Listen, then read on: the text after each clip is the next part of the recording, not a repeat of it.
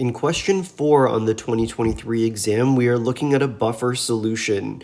So again, this is a little bit of a wordy question. I also find buffers to be a little bit difficult, so I'm going to try to draw a visual of what's going on. If you do get stuck on a question on the free response or the multiple choice, it is helpful to maybe sketch out a visual so you can see kind of what's happening. And this actually will help me in the next question as well. So students creating a buffer solution with this aqueous, this is actually a conjugate base, and we're mixing a solid. This is actually going to be acidic. So you may remember from your classes that the buffer, it can be a combination of a weak acid, which is what this thing is, and you can draw out the Bronsted-Lowry equation just to practice that. And the buffer is a combination of your weak acid and its conjugate base, which will resist changes to pH when you start to add extra hydronium or hydroxide to the solution. So you have this aqueous conjugate base here, and you're going to add the solid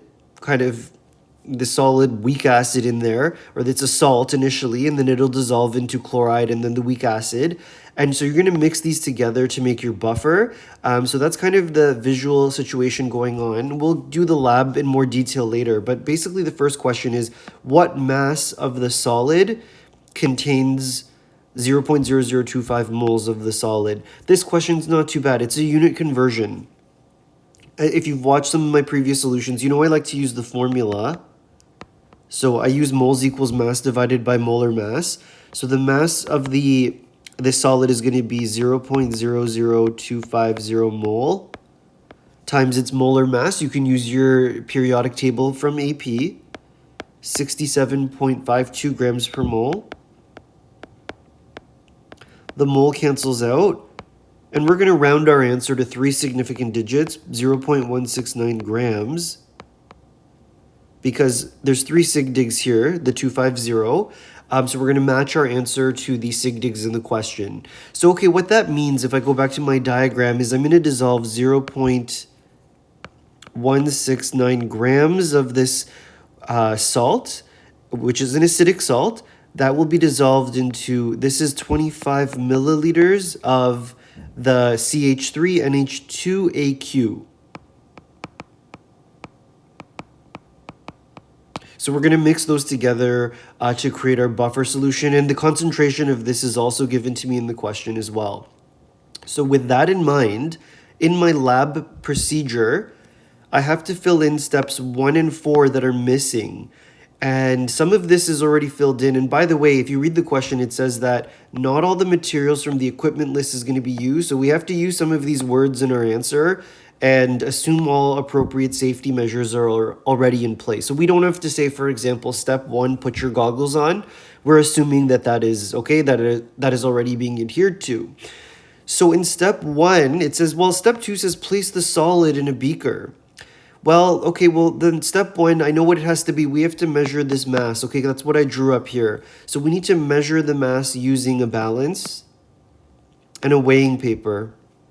So let's go ahead and write that. And we also need this. We need solid CH3NH3Cl. So let's make a note of that in step 1. Sorry, this is very messy. Let me clean this up a little bit here. I do recommend when you're doing the exam, make yourself notes and drawings just to help you visualize the situation. Okay, so in step 1, what I'm going to say is, also, by the way, we need a little scupula or a spatula. So use a scupula to obtain solid CH3. You can word it better than I am, okay? You can look at the answer key online later, but use it to obtain the solid compound and then place it on a weighing paper on top of a electronic balance and measure out, okay, this is very wordy, sorry, you can make it sound nicer, and measure out 0.169 grams. Okay, and then it says step 2, then we're going to place those grams into the ones we measured out into a beaker. Okay, that's what I drew up here. And then we have a burette. So, okay, so we don't actually have a solution in here yet because we have a burette, which if you remember from titrations, is a long, narrow kind of tube that is very calibrated and very accurate to be a good volumetric instrument. So this burette is going to accurately give us 25 milliliters of CH3NH2 aqueous. So we have to clean the burette and rinse it with distilled water.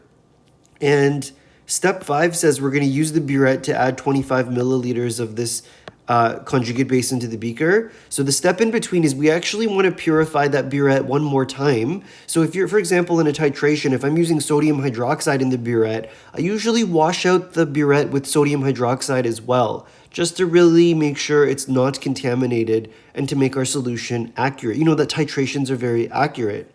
So in step 4, we are going to rinse burette rinse or wash it out with CH3NH2 aqueous, and then so rinse the burette with the solution and then refill it.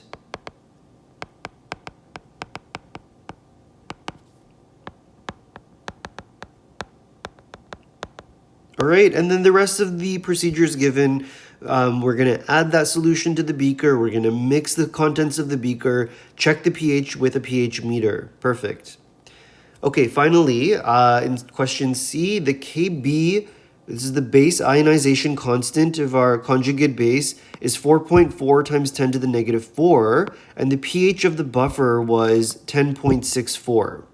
Okay, so the student then prepares another buffer solution using 25 milliliters of 0.50 moles per liter CH3NH2AQ instead of the original quantities, and half the mass of the solid that was used for the first buffer. Is the pH of the second buffer greater than, less than, or equal to the pH of the first buffer? And justify your answer. To answer this question, we need to just look at the amounts from the first experiment and compare it to the amounts in the second buffer solution. So what I see is that in the second buffer solution, we have the same volume, 25 milliliters. Okay, that's the same volume.